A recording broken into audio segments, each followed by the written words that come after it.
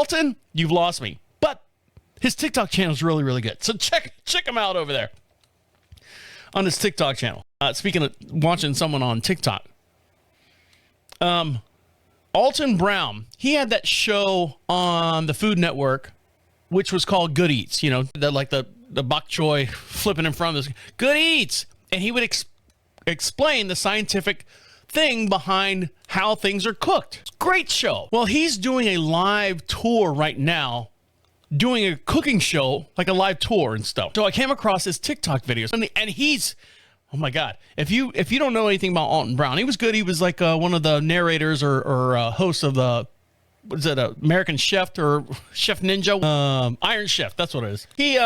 He's rude. He's rude and funny and raw. He was saying something the other day. He's like going, he was making scrambled eggs or something. And he's like, you know, sometimes the shit sticks to the pan. I was like, going, Alton, did you say that? Are you allowed to say that?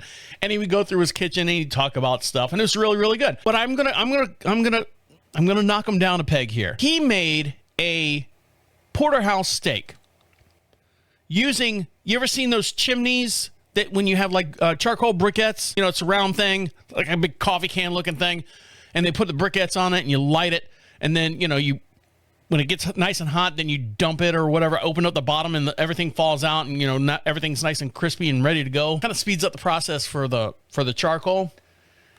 What he did was a process. First of all, if you're watching this here on the YouTube channel at This Is 50 Show, he had one of those things, if you're watching here on the camera, about twice the size of a coffee can, a big coffee can, Folgers, Chiminea thing. He fills it with briquettes, not the you know, the pre-pressed ones. They're actual like lumps. They look like lumps of trees or something like that, but they're briquettes. They're charcoal briquettes. Puts it in there, gets a piece of parchment paper, douses it in olive oil, puts it up underneath it, and lights it and lets it flame up. He's like, while I'm waiting for my briquettes to go, I look at the porterhouse, and the porterhouse is a little bit bigger than my chiminea. And I go, well, what's he going to do with that? So he trims out the bone. He's like, this is the strip, this is the fillet.